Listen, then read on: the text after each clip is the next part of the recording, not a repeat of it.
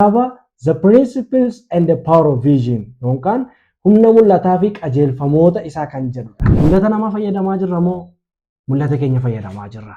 Kana isiniif hinniisa. Akkamitti akka mul'ata keenya baafnee hojiirra oolchinu, akkamitti kaayyoomamneef bira akka geenyu nutti hima jechuudha. Chaalenjiin kama jiraatu mul'ata qabaattee jennaan, rakkinni kama jiraatu mul'ata qabaattee jennaan ni milkoofta. Toomaas Edison baalbii elektirikii akka inni hojjetu kan isa akka kaase mul'ata ifaa qabaachuu isaati.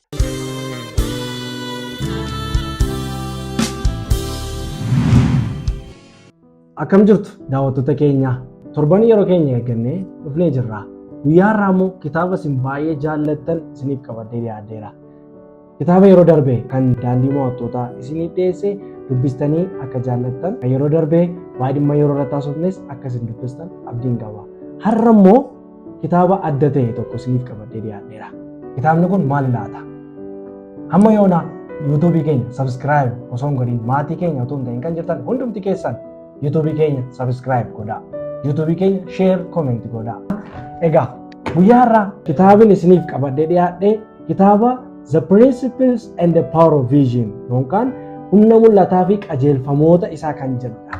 Kitaaba kana keessatti waan baay'ee guddaa keessaa argattu. Kitaaba kana kan barreesse nama Dr. Miles Murnau nama jedhudha. Kitaabni kun waan isin dhufu afaan Oromootiinis hiikamee jira. Akka carraa ta'e garuu ana bira kan jiru kan afaan Ingiliffaasaadha. Afaan Oromoo isaatti kan hiike obboleessa keenya Eebbisaa Baay'isaati. Kanaaf bakka jirtanii iyyaafadhaatii kitaaba kana bitadhaa dubbifadhaa isiniin jedha.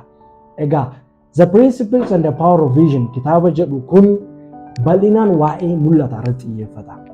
Akkamitti mul'ata keenya akka argannu, maaliif akka uumamne, gara fuulduraatti mul'ata akkamiif akka jiraannu kan keessa keenya kaa'udha. Kanaaf Dr. Miles Murnau kitaabota baay'ee dubbiseera. Barreesseeras. Kanaaf kitaaba isaa barbaadaatii dubbisaa isiniin jedha.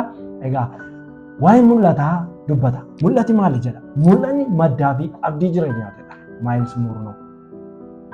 Miles Murnau kan inni jedhu kan biraan kennaa hundumaa caalu kan ilmaan namootaaf kenname kennaa ijaan ilaaluu otoo hin taane kennaa mul'ataatidha. Arguun hojii ijaatii, mul'anni immoo hojii lapheeti. Jechi kun nama dhiba. Arguun hojii ijaati. Mul'anni immoo hojii lapheeti. Kennaan nuuf kenname biyya lafaa erga dhufne kennaan hunda caalu kennaa mul'ataati. Meeqan keessantu mul'ata keessan argatee jira laata? Meeqan keenyatu mul'ata keenyatti fayyadamaa jirra laata? Mul'ata namaa fayyadamaa jirra moo mul'ata keenya fayyadamaa jirra? Kana isiniif hinniisa. Miles Murnau garuu kan inni nuun jedhu akka mul'ata mataa keenya argannee itti fayyadamnuufidha. Kan biraan kan inni jedhu mul'anni furtuu ittiin balbaloota yeroo darbanii fi ammaa ittiin bannu waan ta'uu dandeenyu garuu kan hamma ammaatti hin ta'in jirru bira ga'uu kan nu dandeessisudha. Maaltu mul'ati? Mul'anni waan hin argamne kan argisiisuu fi waan hin beekamne kan dandeessisu mul'atadha. Waan fuulduratti ta'aa jiru kan ittiin ilaallu mul'atadha. Yoo mul'ata qabaanne wanta fuuldura keenya jiru arguu dandeenya. Chaalenjiin kama jiraatu mul'ata qabaattee jennaan, rakkinni kama jiraatu mul'ata qabaattee jennaan ni milkoofta. Sababni isaas mul'ata waan qabduuf. Mul'ati waan namni warri kaa'in agar ati argitedha. Waan ija foonii keenya mul'atu osoo hin taane waan keessi keenya arguudha. Mul'anni keessi keenya kan arguudha. Miles Murnau akkasidha. Mul'anni gidiraa keessatti abdii, qorumsa keessatti jabina namaaf kenna. Kun ergaa guddaadha. Mul'anni gidiraa keessatti abdii yeroo rakkannutti mul'ata qabda taanaan waa'ee mul'ata keetii yaadda waan ta'eef abdii qabda jechuudha. Akkasumas illee qorumsa keessatti jabina namaaf kenna. Baay'ee qoramaa jiraachuu dandeessa, baay'ee rakkataa jiraachuu dandeessa. Mul'ata qabda, mul'ata qabaattee jennaan ni jabaatta. Maaliif humni mul'ataa akka ati jabaattu si godha. Ijoolleen Raayit obbolaan lamman xiyyaara kalaqan bara 1903tti kan isaan kakaase mul'ata barreessuuti. Addunyaa kana baay'ee fageenya fagoorraa karaa qilleensarraan akka isaan wal argan kan godhe mul'ata barreessuu qabaachuu isaaniiti. Ijoolleen Raayit bu'aa sanarra buusan addunyaa kanaaf hanga har'aallee faayidaa guddaa kennaa kan jirudha. Akkasumas illee Toomaas Edison baalbii elektirikii akka inni hojjetu kan isa akka kaase mul'ata ifaa qabaachuu isaati. Waan nama dhibu Toomaas Edison kan irratti milkaa'e si'a 10,000ffaa irratti. Si'a 1999 yaaluudhaan. Garuu kan akkasa godhe maaludha? Mul'ata ifaa waan qabu abdiin guutanne hamma kanarra deebi'ee yaalee yeroo dhumaatiif milkaa'e. Akkasumas Stephen Jay kompiitara akka kalaaqu kan isa taasise mul'ata kompiitaraa ture. Kanaaf mul'ati keessa keenya jiraachuu qaba. Namni kamuu gaafa dhalate mul'ata mataa isaatii wajjin dhalate. Garuu mul'ata keenya arguun dirqama keenya, dirqama abbaa nama yaadu sanaati. Kanaaf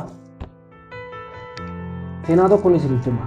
Seenaa walakkeessa jaarraatti biyya Baankoor Taayilaanditti mudate tokko. Innis siidaa Budiistii yookaan Budiyaa supheerraa kalaqame tokko ture. Siidaan kun supheedhaan kan hojjetame, fageenyi isaa achoon dheerinni isaa kophee 11dha. Gatiin isaa duraan doolaarii 50,000 tilmaamaa ture. Dhaqamee namoota baay'eetiin tilmaamama. Akka amantittis ittiin hordofamaa ture. Garuu bar tokko mootummaan akkas godhe. Karaa baasuuf yaalii godhe. Karaa baasuuf gaafa ka'u karaa siidaan sun irra jiru irraa ba'a karaan kun. Kanaaf dirqama maal ta'uu qaba? Siidaan kun asii buqqifamee gara biraa deemuu qaba. Kanaaf jecha siidaan kun akka walii irratti murteeffame. Siidaan kun suphee qaba. Kan amantiiti iddootti daawwatamuudhaas eeggannoo godhamuufii qaba jechuudha. Suuta jedhanii bakka siidaan sun jiru supheedhaan kan hojjetame sanaa kaasuudhaaf yaalii gochuu eegalan. Hamma isaan yaalii godhan supheen siidaa sanarra jiru caccabuu eegale. Hinnaan kan amantii waanta ta'eef baay'ee sodaatan. Namoonni baay'ees waan daawwataniif wanti kun hin bada jedhanii baay'ee sodaatanii gaafa caccabuu jalqabu. Inumaa isaa dirqama immoo kaasuun isaanii. Kanaaf kaasuudhaaf yaalii isaa yeroo isaan gochaa deeman ittuu caccabaa deemu. Dhumarratti guutummaa guutuutti irraa caccabe. Erga guutummaa guutuutti irraa caccabe waan dinqii tokko argan. Hinnaan hundumti isaanii gaafa kan argan. Wanti jiru waan nama ajaa'ibu warqeedha. Siidaan kun kan irraa hojjetame warqeerraati. Warqee jechuun immoo baay'ee gatii guddaadhaan kan barbaadamu albuuda gati jabeessadha.